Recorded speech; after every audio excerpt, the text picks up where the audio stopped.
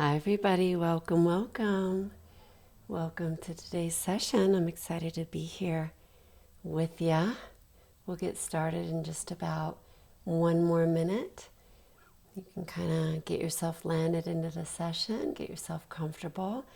I have a meditation to share with you as part of today's session. And for those of you that are in my membership, this is what the focus of today's workshop is what we're going to be focusing on for the month of August. So it's kind of just like the beginning point, and then we leave the workshop with this understanding of to be continued, right? Because we're going to practice, do different practices. I'll share other teachings throughout the month of August, but this will be our focus. Blessed, not stressed. That's the focus of today's workshop. Alrighty, so we'll get started here in just about another 30 or so seconds, getting yourself landed in, getting yourself ready to pay attention and listen and maybe learn a thing or two, hopefully. I think it's a good session. And as well as get yourself ready to meditate, right? We'll definitely be meditating as part of today's session. Alrighty, so it's right on the hour, so I'm going to go ahead and get started.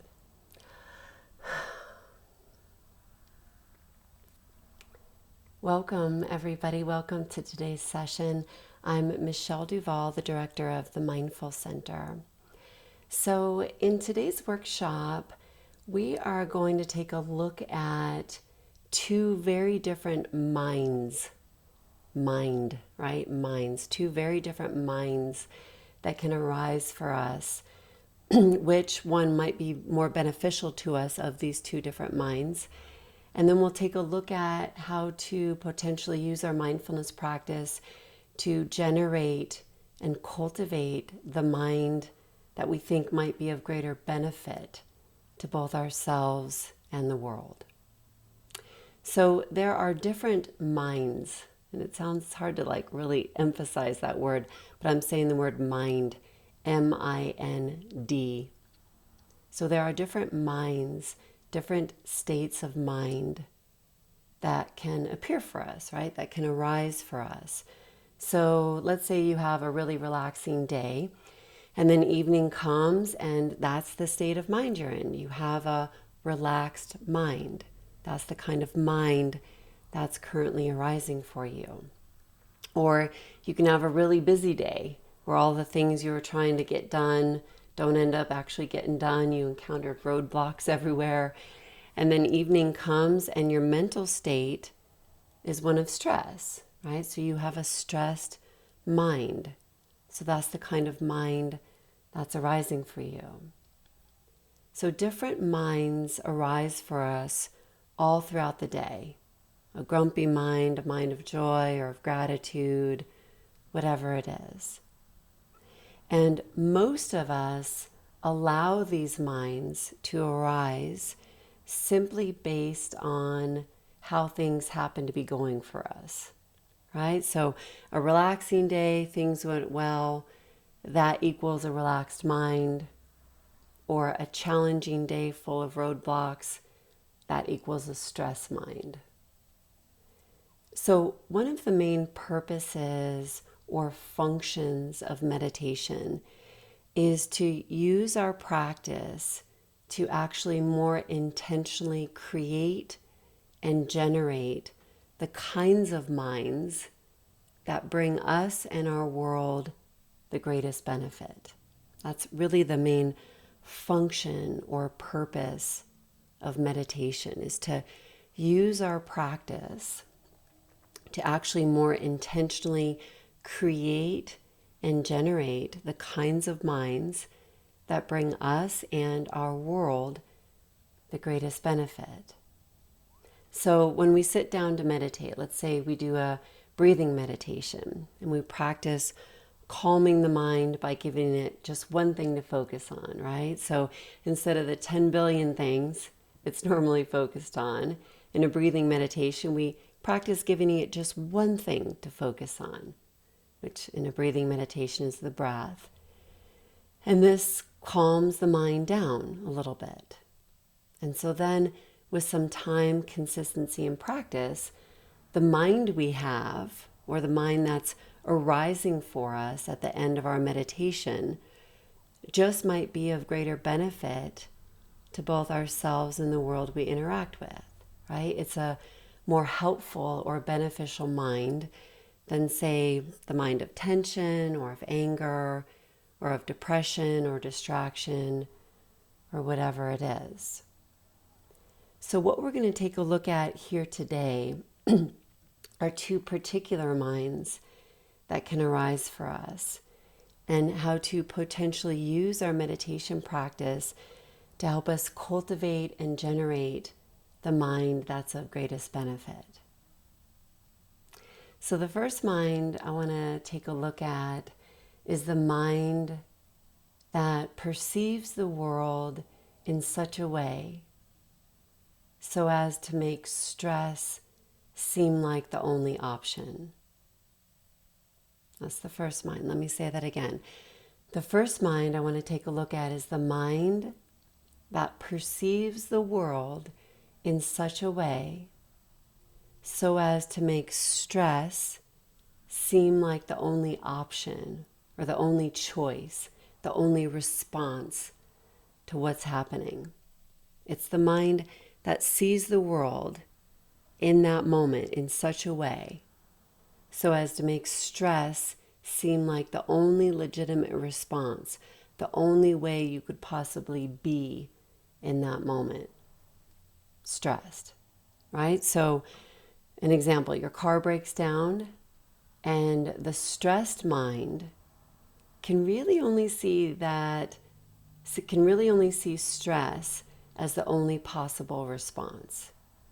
So your car breaks down and the stressed mind can really only see stress as the only possible response. That's the only way we could possibly be in that moment that our car breaks down, stressed.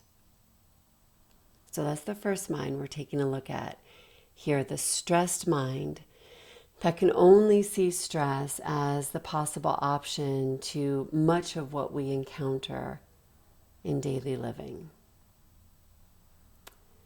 Now, the second mind that we want to take a look at is the mind that perceives the world in such a way so as to allow a person to still see gifts and opportunities and potentialities, possibilities all along the way, even though challenges are all over the place for everyone.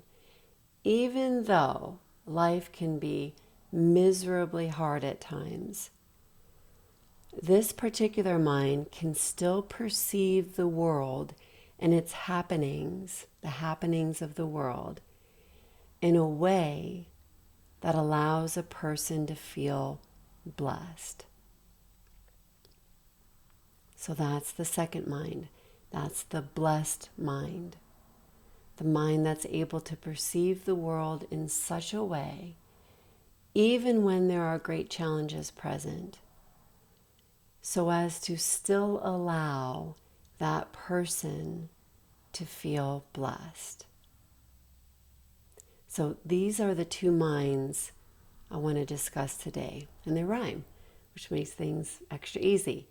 The stressed mind and the blessed mind. The stressed mind perceives the world in such a way that when we get sick, for example, the only possible response to being sick that stressed mind can see is to be stressed or to be upset about it. The blessed mind, on the other hand, can still see other options, other possible responses to being sick. The blessed mind might allow the person to feel fortunate, for example, for being able to receive care for that sickness, or for having a few days off of work to rest, or whatever it is. So within the blessed mind, other options besides just stress can still appear. Here's another example. When we get hungry, right? So when we get hungry, the stressed mind in those moments perceives the world in such a way that the only response to our hunger is stress. We get irritated, we get mad, we get hangry, right? And we allow ourselves to be this way and to even act out from this perspective because, of course, we're stressed. We're hungry, damn it, right? And it seems to that mind that the only possible response to being hungry is to be stressed. The blessed mind, on the other hand, can get hungry, which is a thing. It's a real biological thing for sure. But the blessed mind can get hungry and still see other options besides stress as possible responses. So that mind might still be able to see that even though we do get hungry at times, it's a gift to be able to eat when we can, and when we do, it's a gift of food, of resources. We can pretty much drive a few minutes from almost anywhere and get food, and that not everyone on the planet has this ability, right? So this mind sees other possible responses or other ways of being in those moments of challenge, being hungry, for example, besides just stress. Or when the pipes burst in our house. Has that ever happened to you?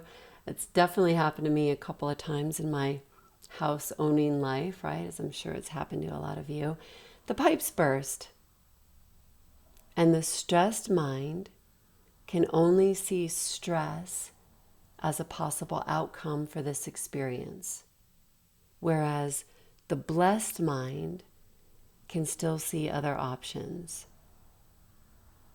So this blessed mind is a very specific state of mind that allows us to more naturally see the world in such a way as to allow for other kinds of responses to life challenges to be available to us beyond just the typical one, which is that of stress. So I bet anyone watching now, if your friend calls you up and shares with you that a pipe just burst in their house, now they have to get it fixed, and there's all this mess and water damage to deal with, each and every one of us might commiserate with our friend in a way that is almost like reconciled to the fact that stress is, of course, the only thing you could be feeling in this moment, right? Now, with this blessed mind, I'm not talking about your friend calls, tells you that their pipes just burst, and you immediately go into a spiel about, well, just look at the bright side. At least you even have pipes in the first place. Some people don't even have a home, that sort of thing. That friend would probably never call you up again in their time of need, right? So it's important to note that that's not actually what I'm talking about here. So that's a kind of negation, a kind of denial, a kind of like just putting a positive spin on everything so as to pretend it isn't hard. I think it's called like Pollyannaism, right? Where you can't allow for the negative. And so you're just always trying to put some kind of spin on things to try to make like the dark side of life seem somehow less dark. But that's not actually what I'm talking about here. Instead, I'm inviting us into an exploration of whether or not stress is the only response available to us in challenging experiences. That's really what I'm talking about here. I'm talking about an exploration of whether or not stress is the only response available to us in challenging experiences. See, what we're calling a blessed state of mind is able to see other options besides just stress. The blessed mind can still see stress as an option and it can also see other possibilities as well, besides just anger or depression or whatever it is. The blessed mind simply sees more options for responses, whereas the stressed mind only sees one: stress. So I'm starving, hungry, so of course I'm stressed.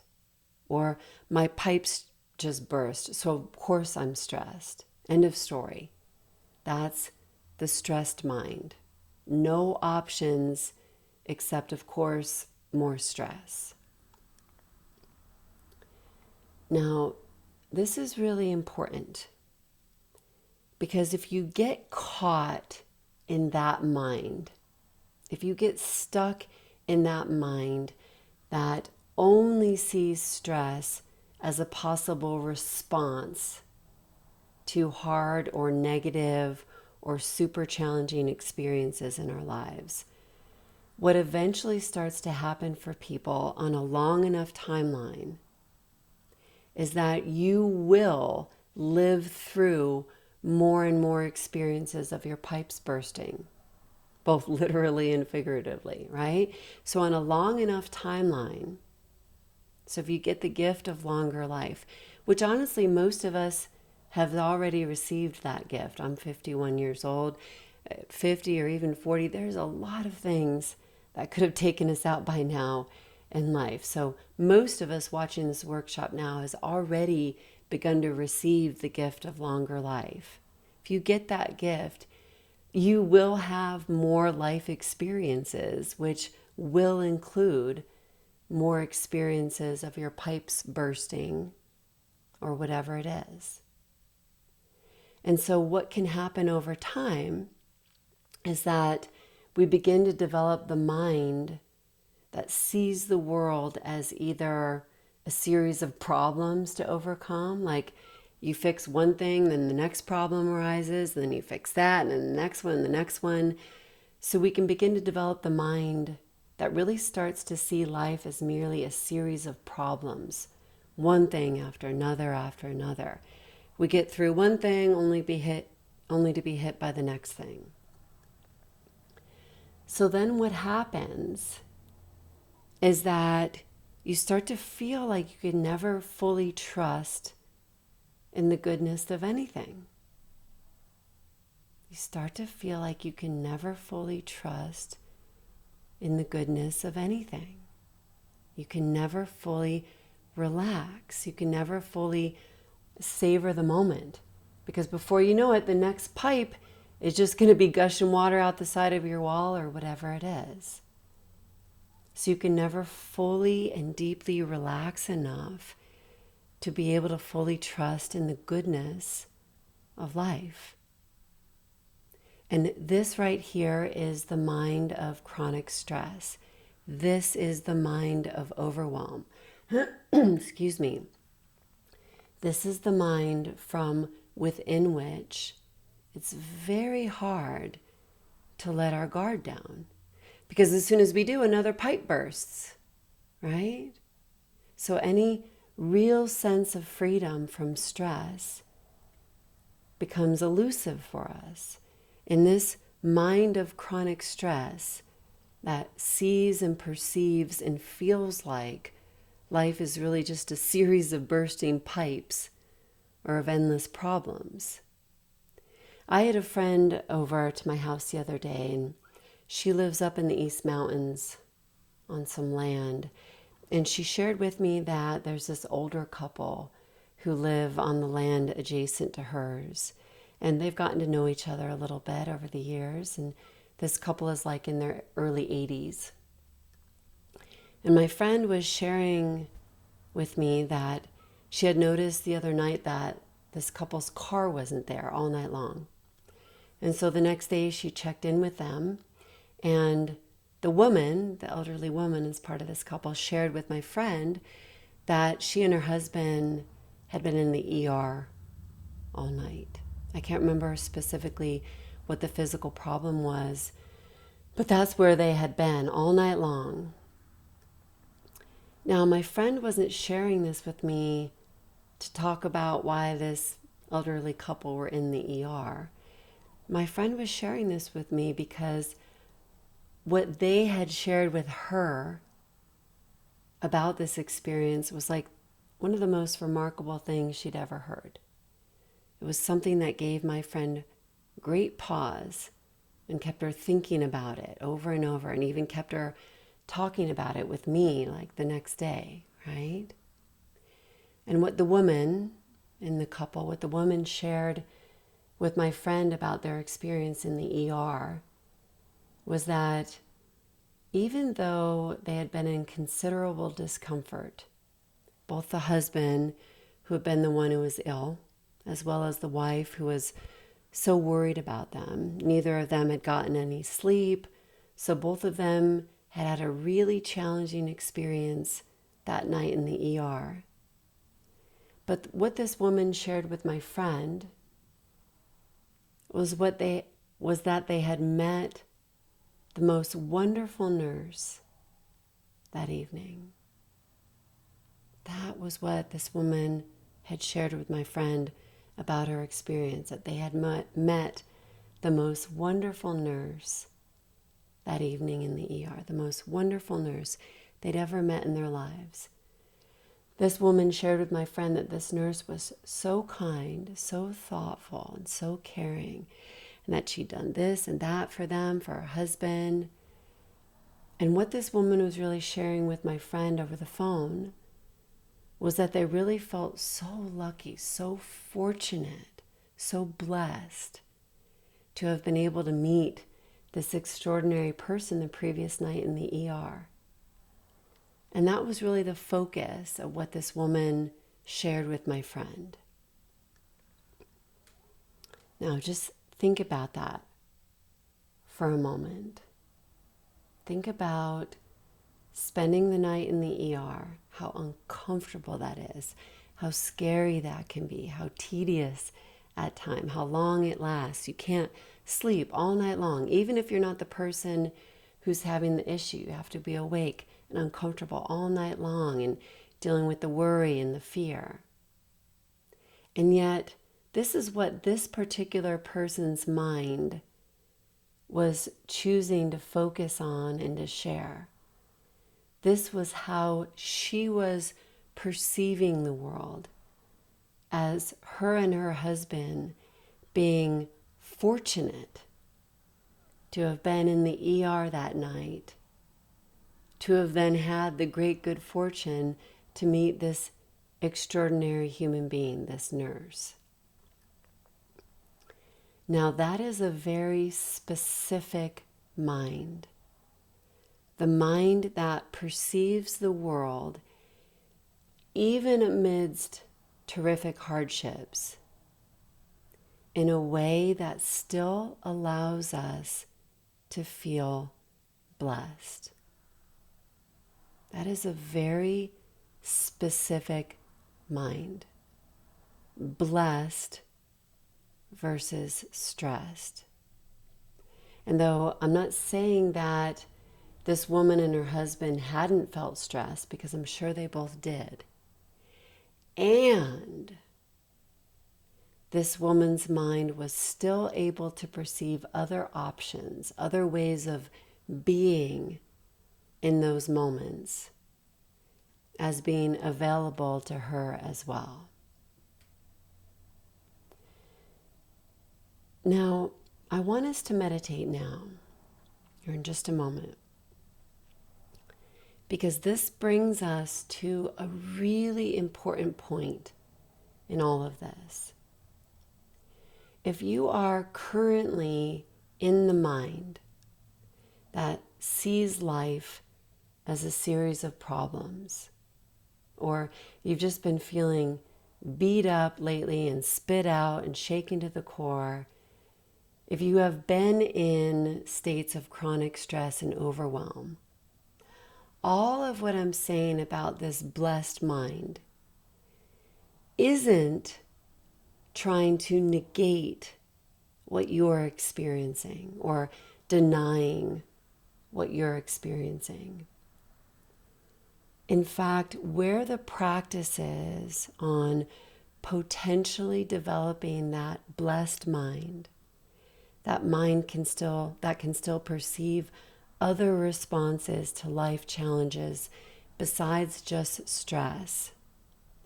Where the practices on developing this blessed mind begin is with first allowing ourselves to feel what needs feeling, or to be with what's already here. This is so important. In fact, this is one of the most critical pieces of really understanding mindfulness. And that is that this is always, always, always, always, always the beginning point for any kind of mindful change. Any use of mindfulness towards developing potentially more beneficial and helpful minds always begins, always begins with first creating space around what's already here. That's the special sauce that allows mindful change to function. Any kind of mindful change first has to begin with creating space and sitting with and acknowledging and being with, allowing even what's already here. So sometimes I'll read articles in which they're saying that certain aspects of mindfulness can be dangerous for this, that, and the other reason. And I always come away from reading those articles with the feeling that the author didn't really understand this particular piece of things as the basis for all mindfulness practice. The basis for all mindfulness practice is that we first need to make space and sit with and be with what's already here, what we're already experiencing. People make that mistake time and time again, thinking they just need to move on to more spiritually aligned practices, right? Like loving kindness or seeing the good in everything or whatever it is. And then they rush into those practices. And then, it can become dangerous because then it can so easily become just yet another point of self-negation or self-judgment, repression. But that's actually an incorrect application of mindfulness practice. The basis for all mindfulness practice is to first make space for and sit with what's already here. And then from this place of space, from this place of self-acknowledgement and self-acceptance even, then we can begin to open ourselves up to the cultivation of other potentially more beneficial minds. Not as a form of self-negation, like just pretending you don't feel stressed all the time by putting a positive spin on everything, right? Not that. But instead as a form of like self-acknowledgement, real self-acknowledgement. It's like, hey, I really am stressed all the time. I really do see stress as the only possible response to so much of life. Okay. So first, we acknowledge and build some space around this experience. And then from this place of acknowledgement and space, we can begin to explore other possibilities, other minds that we might wish to cultivate. So let's meditate. Let's first start by building some space around what we're already feeling, what's already here. And then we can move into exploring some mindfulness practices about cultivating this potentially more beneficial state of mind, the blessed mind, right? But first, let's meditate. Okay. So I'm stretching. If you've been with me a million years, I've been teaching for over 20 years, you're just starting with me here today, I always recommend starting with some movement in the body and really finding and exploring what kind of movement best meets your body and your needs here in this moment.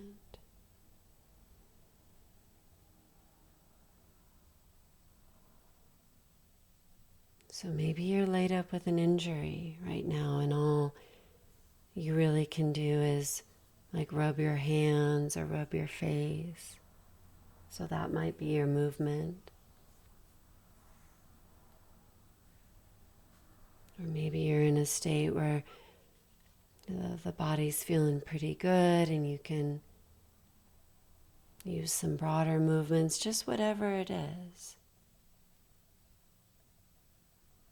And right here already, we're creating space for how we feel in this moment, for what's actually here.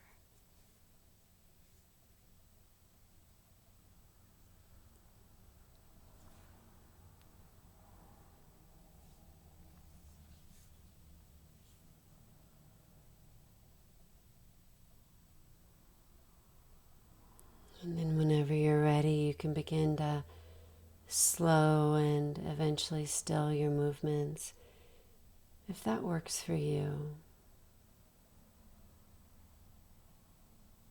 Maybe signaling this transition with a couple of deeper breaths.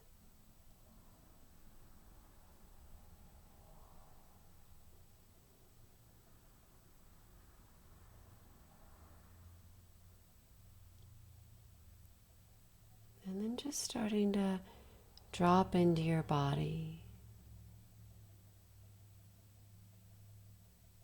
Just if you can, just really beginning to allow yourself to feel what's already here, what you're already feeling, what's already present for you right now in your body.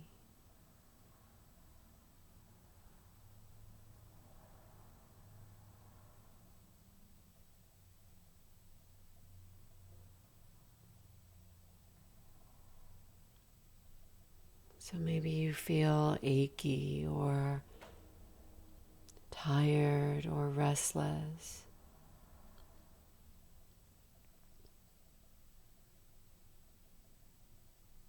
All we're doing is seeing if we can create some space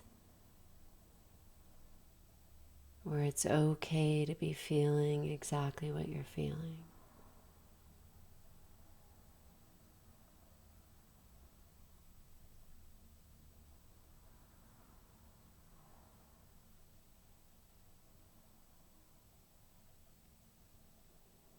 Maybe you feel really relaxed, really at ease. Wonderful. You can build some space around these feelings as well. Just let yourself feel them.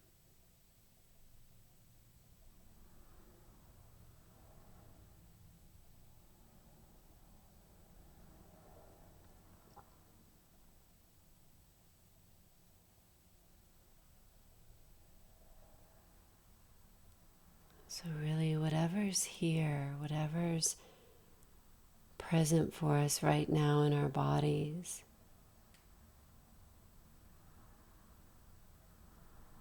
can you practice just letting yourself feel it?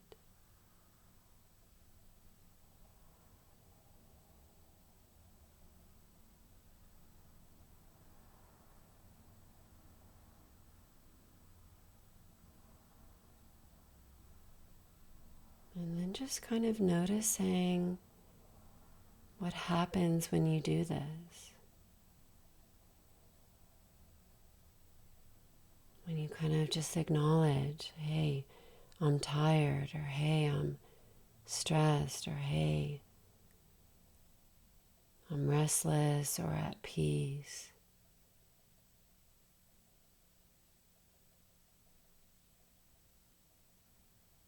What happens when you acknowledge how you are and just really let yourself feel it?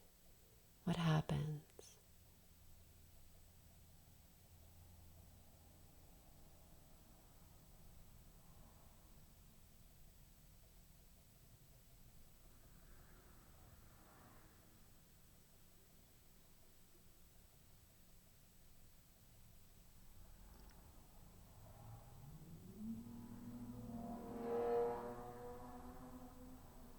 Our typical or conventional approach to uncomfortable feelings is to fight them or to ignore them,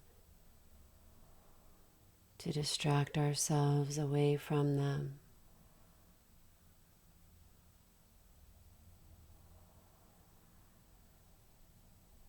But here we're like doing the opposite. We're allowing them.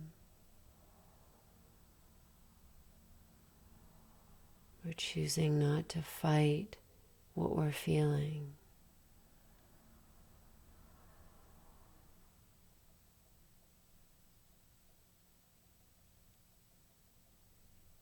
Or maybe even breathing into them, feeling the breath moving into and out the body as we breathe, as we feel.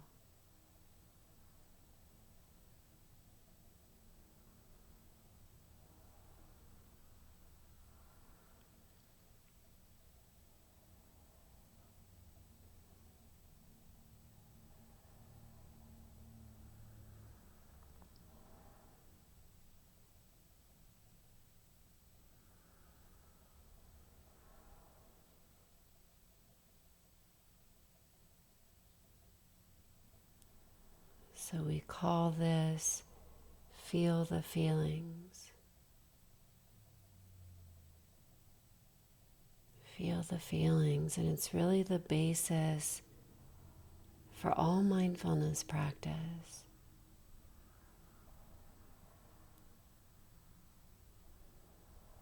Discovering your own ability to be with things as they are, to be with your feelings, to just sit with them, to just breathe with them.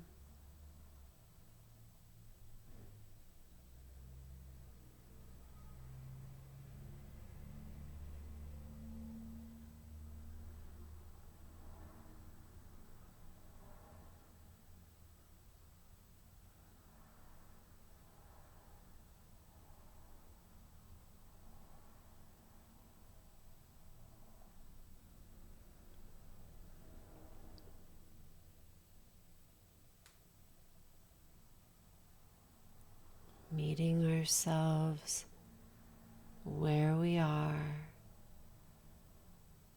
in this moment.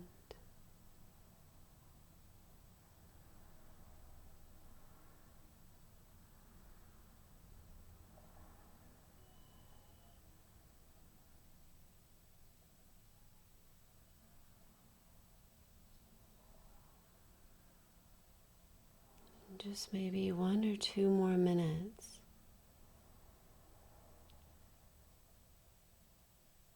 of just genuinely allowing yourself to feel, to breathe,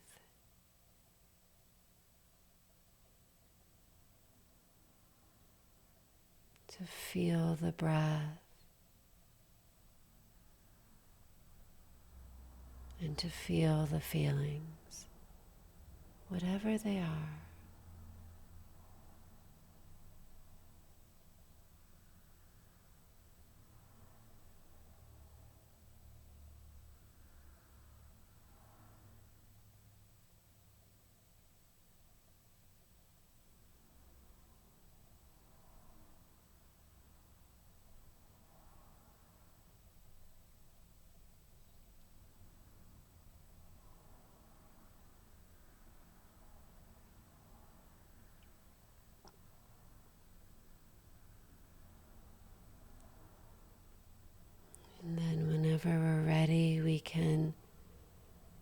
again begin to move and stretch.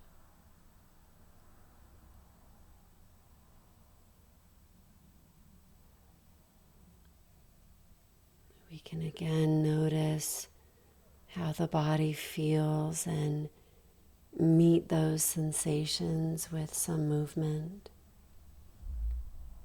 What feels right, what feels good, what feels appropriate for our bodies in this moment.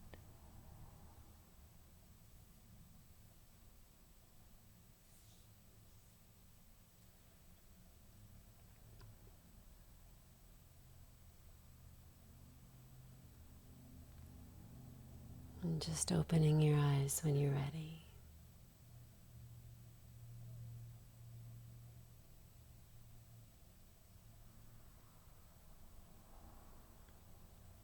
So my darlings, I can't tell you emphatically enough that the practice we just did, or similar practices to that, are really the basis for all mindfulness practice, for all mindful change, for any use of our practice of mindfulness meditation. We first always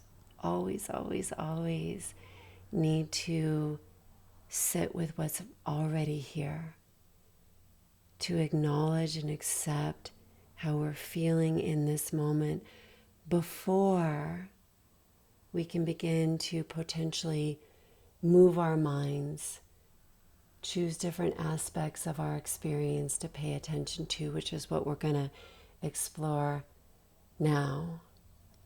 But first, we always need to build some space around what's already here. Otherwise, it's true.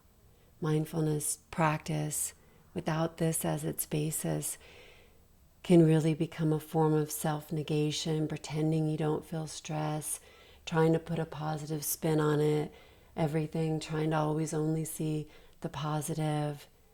And that can circle us into even greater states of problems than we have now. It's always the basis, the fundamental basis of mindfulness practice is to first sit with what's already here. And so now that we've done that, we've created some space around what's already here. Now I want to take a look at what the word blessed actually means. And then we'll take a look at how mindfulness can actually be one of the most potent factors behind an ability to cultivate that mind that sees other options beyond just stress as legitimate and potentially more beneficial responses to life challenges. So what does feeling blessed really mean? If you're Catholic or Christian or Jewish or particularly religious, feeling blessed probably has deeply religious connotations for you, right? Like God is looking out for you, for your family, and you feel that love, that care, and you might use the word blessed to describe this feeling or this relationship. But even if you're not religious, we sometimes use the word blessed when we're trying to describe some kind of a fortunate happening, right? Something good that's happened to us that seems somehow beyond merely us being lucky, right? Although sometimes people do use the words synonymously. But if we check, there is a difference between saying, I feel lucky and I feel blessed. So to be able to talk about this in a way that feels inclusive to everyone, regardless of our religious or spiritual beliefs or lack thereof, I found a definition of the word blessed that seems to really get to the heart of the experience of feeling blessed. So in the Tibetan language, blessings mean transformation through inspiration. That's what a blessing is. It's transformation through inspiration. So let's take a look at that definition for a moment. A blessing is transformation through inspiration. Okay, so let's say one day you get your dream job.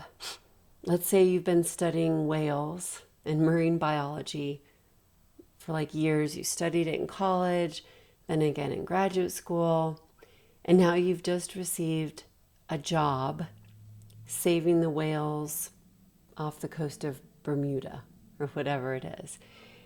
And you hear yourself saying, "Oh my gosh, I am so blessed to get this job." Because it isn't just luck, is it? It's like you didn't just trip and stumble into the marine biology office one day and accidentally fill out a form and then wham, suddenly you got the job and you're on a boat in Bermuda saving whales. Years ago, you began studying this subject.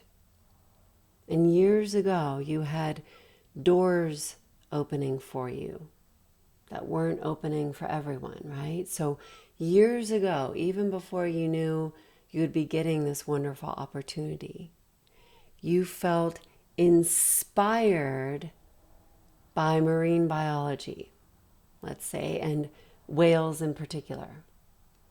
And that inspiration, that initial inspiration, set you on a path following that inspiration. So you studied, you volunteered, you started at the bottom, you got fired from a few jobs because the boss didn't like you or you really didn't know what you were doing at that time. But you stayed with it, you persevered and worked your way up to eventually be here landing your dream job. So your entire life has been transformed by this inspiration that you received from the whales. Your entire life has been transformed by this whale inspiration. And it's about to be even more transformed as you accept this job in Bermuda saving the whales.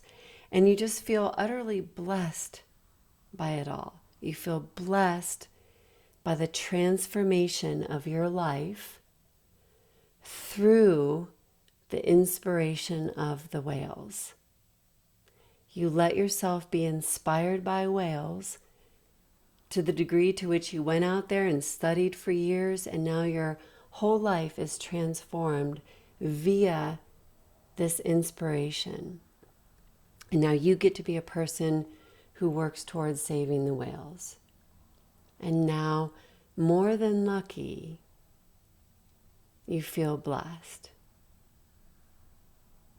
That's how we can understand this feeling of being blessed, feeling blessed.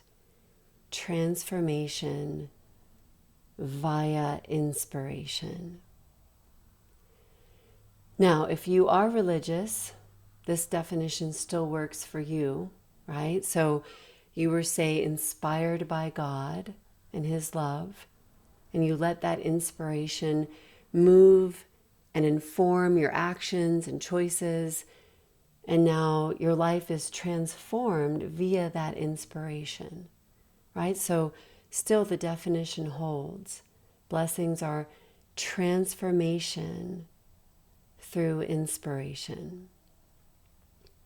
So let's say you look outside one day and the sun is gorgeous and the air is crisp and clear, and you decide to let yourself be inspired by this beautiful day. So that's a really critical piece of things. You have to let yourself choose to be inspired by the day. You're open to it. You want it. You let it in. You pay attention to these beautiful aspects of the day, and you allow those aspects of this particular day to inspire you. And so now that inspiration is informing your choices. And maybe you decide to head out onto a hike. And on that hike, you suddenly feel so blessed to be out there. So your day is being transformed via the inspiration you allowed yourself to feel in order to inform your actions, choices, and behaviors. Right? So something inspires us. We let ourselves be inspired enough to follow that inspiration with actions, choices, and behavior. And now we're being transformed by the goodness of it all coming together, and we're feeling blessed. So what happens when we instead feel stressed? It's very simple, actually. What's happening is that we're allowing our day, our experience of our day, to be transformed not by inspiration, but by something else. We are allowing our day to be transformed by, say, worry, fear, anger, jealousy, overwhelm, an endless to-do list, even. So when we're stressed, a simple way to understand it is that we are allowing something other than inspiration to inform our transformation. And it is a transformation, isn't it? When we're stressed, our faces transform when we're stressed, right? All upset. The very composition of our blood transforms as we dump adrenaline and cortisol into our bloodstream. It makes us feel all uncomfortable in our bodies. So our physical experience is transformed. Our muscles get tense. Our stomach acids change. It gets harder and harder to focus the mind and stay concentrated on any one task. So it's a total transformation informed or triggered by something other than inspiration. Or you could say that the transformation has been inspired by something negative, though that's not normally how we use the word inspired. Typically, the word inspired means something is of an extraordinary quality, and usually in a very positive way. And typically, inspiration sets into motion a series of experiences that we tend to perceive as positive, helpful, or beneficial. Things we really want and wish for, to be inspired. So now to differentiate between feeling blessed and feeling stressed, we can simply take a look at what exactly we're allowing to fuel our transformation. Is it inspiration? Then we experience feeling blessed. Or is it worry or fear or angry or being hangry? If that's what's informing our transformation, then we experience stress. Every single day of our life, we're being transformed. Every single day. We are never the same today as we were yesterday. What happened to us yesterday and how we perceive it, it changes us, it transforms us. It sets into motion different choices, actions, and behaviors. It puts us on new paths, new experiences. So being alive itself is transformation. That's what life is. It's transformation. Perpetual and constant transformation. You cannot be alive and not be constantly transforming somehow. From a toddler to eventually a teenager. Or from an office manager to a retiree, right? All of these are transformations. And they're happening both on a macro and on a micro level, moment by moment even. We are transforming and changing.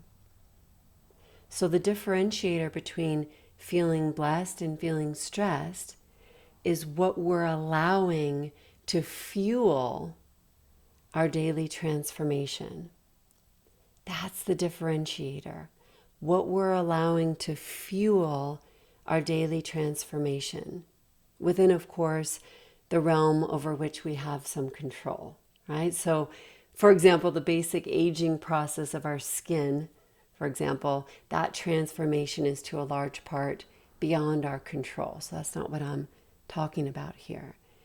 Within the realms within which we have some control or some say, the differentiator between stressed and blessed is what we're allowing to fuel our daily life transformations, what we are allowing to inspire us.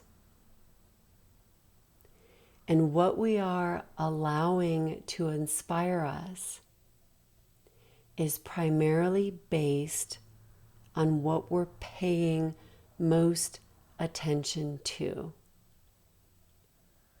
Let me say that again. What we are allowing to inspire us is primarily based on what we are paying most attention to.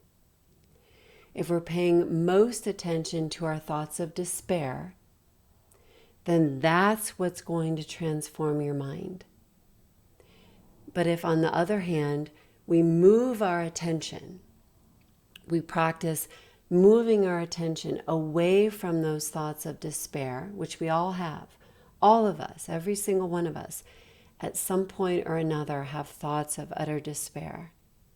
If we can move our attention away from those thoughts of despair after, of course, first acknowledging them and creating some space around their associated feelings, right? If we can then move our attention away from those thoughts of despair and instead toward some other aspect of present moment experience, like, for example, a sunny, blue-skied day, a bird singing rapturously outside your window, your ability to breathe, your ability to walk and move your body. If we move our attention from thoughts of despair, for example, towards something truly inspiring that can inspire us, and we let that in and really pay the beautiful day our full attention, then that's when it becomes possible to change what's inspiring us or to change what's fueling the transformation. Inspiration always follows attention. You cannot be inspired by something that you're unaware of or by something that you're not noticing. And this is really the practice of mindfulness meditation. Not only is the practice of mindfulness meditation being present for what is, but it's also then exercising a certain degree of choice as to what we're most paying attention to. And sometimes when we discover that what we're most paying attention to is not bringing us benefit, we can acknowledge that thing, have some space around it, and then we can practice moving our minds to something that is, so that we have more of a say in regards to what's fueling our daily transformation. So with my friend's neighbor from the ER, right? That woman could have easily focused all of her attention on the severe discomfort that both she and her husband experienced. But she didn't, because she didn't want that part of the experience to be driving her bus or to be fueling her transformation. She wanted that wonderful nurse to be driving the bus or to be fueling her transformation for that day, right? So the big question between feeling blessed or feeling stressed that we can ask ourselves is, what's driving my bus? What am I allowing to drive my bus? What am I most paying attention to in my daily life, and thereby giving it the power to fuel my daily life transformation? Am I paying most attention to my problems or my ability to work through them? Am I paying most attention to the places where I'm falling short or to the places where I'm knocking it out of the park? So really, it's all a question of attention. Where are we paying it, our attention? And when we discover that we're paying our attention toward experiences that then fuel our despair, for example, after building some space around that experience, we can then begin to move our attention to places that we actually want to inspire our daily transformation. And then the golden nugget in all of this, as I see it, is that we can choose much more actively, much more intentionally, much more carefully, and more in alignment with our good nature. What's driving our bus of daily transformation when we meditate? We can choose much more actively, much more carefully what is driving the bus of our daily transformation when we meditate. When we practice mindfulness meditation, which is really the practice of paying attention in conjunction with eliciting and enabling some choice as to what we're paying most attention to. That's what the practice really is. Not only just paying attention to present moment experience, but then also noticing what we're paying most attention to and being able to move our attention when we realize it's not bringing us the greatest benefit. And so if it's our thoughts of anger and despair that we're most paying attention to, then that's what's going to be driving our bus. But when we practice mindfulness meditation, we can not only acknowledge and build some space around those feelings of anger and despair, which in and of itself can help tremendously, but we can also practice moving our mind, moving our attention, so that what we're most paying our attention to is something that we actually want to be driving our bus of daily transformation. The simple experience of sunshine on your face, air to breathe, friends who love you, your pet goldfish, the ability to walk or to dance or whatever it is for you now in this moment of your life that makes your soul sing. If that's what we're paying most attention to, then that's what we will be driving our bus of daily transformation. And we can begin to perceive life more as a series of endless possibilities rather than of endless problems. And that's the difference between blessed and stressed.